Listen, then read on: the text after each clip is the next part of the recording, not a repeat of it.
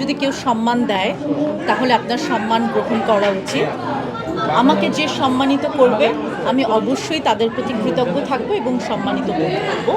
এবং আপনারা সকলেই এই যে এসেছেন, অবশ্যই কোনো কারণ আছে, তার জন্যই আপনারা এসেছেন। বাংলাদেশি পোশাক পরে বা মস্কো ফিল্ম ফেস্টিভ্যাল, আপনি যখনই বাংলাদেশের বাইরে পা রাখেন তখন আপনি আর ইন্ডিভিজুয়াল কেউ থাকেন না। তখন আমি আর আসলে ভাবনা ছিলাম না, তখন আমি বাংলাদেশ ছিলাম। কারণ ফেস্টিভ্যালে আমার যার সাথেই কথা হচ্ছিল সেই জিজ্ঞেস করছিল আপনি কোত্থেকে এসেছেন বা আপনি কোন দেশের আর্টিস্ট। তখন কিন্তু বারবার বাংলাদেশের নামটি এসেছে। যখন আমি কান ফিল্ম ফেস্টিভ্যালে গিয়েছিলাম তখনও বারবার বাংলাদেশ নামটি উচ্চারিত হয়েছে এবং এবারও বাংলাদেশ নামটি উচ্চারিত হয়েছে। এবং আমাদের সিনেমা আর্টকোর বিভাগে মনোনীত ছিল, খুবই প্রেস্টিজিয়াস একটি বিভাগ। এবং মস্কো ফিল্ম ফেস্টিভ্যাল হলো অনেক পুরাতন একটি ফিল্ম ফেস্টিভ্যাল।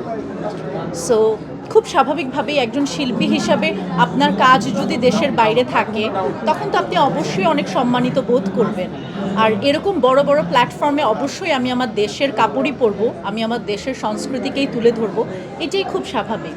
তো এবার তার জন্য আমি বেছেও নিয়েছিলাম বেনারসিকে, কারণ আমি মনে করি যে বেনারসি হলো আমাদের সবচেয়ে এক্সক্লুসিভ একটি বিষয়। যে জামদানি আসলে আমরা অনেক পড়ি এবং জামদানি আসলে আমরা সবাই পড়ি, কিন্তু বেনারসিকে আমরা যাতে হারিয়ে না ফেলি। এবং বেনারসি শুধুমাত্র যে বিয়েতেই আমরা পরবো তা না, আমি প্রথম দিন পরেছি একটি গাউন, গোল্ডেন গাউন। সো আমি চাই যে বেনারসি দিয়ে বহু ধরনের কাজ হোক, তার জন্য আমি পরেছিলাম গোল্ডেন গাউন। এবং শেষের দিন ক্লোজিং সেরিমনিতে বা আমার প্রিমিয়ারে আমি পরেছিলাম একটি প্রিন্সেস গাউন বেনারসি দিয়ে বিভিন্ন ধরনের।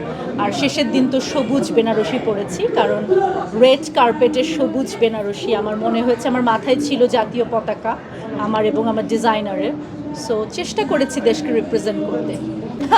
পার্থক্য বাংলাদেশ আমার শহর, এটা তো সবচেয়ে বড় পার্থক্য। আর পার্থক্য হলো মস্কোতে অনেক ঠান্ডা, ভয়ঙ্কর ঠান্ডা, যেটা আমরা কখনোই মানে বাংলাদেশে আমরা জীবনেও এত ঠান্ডা পাই নাই।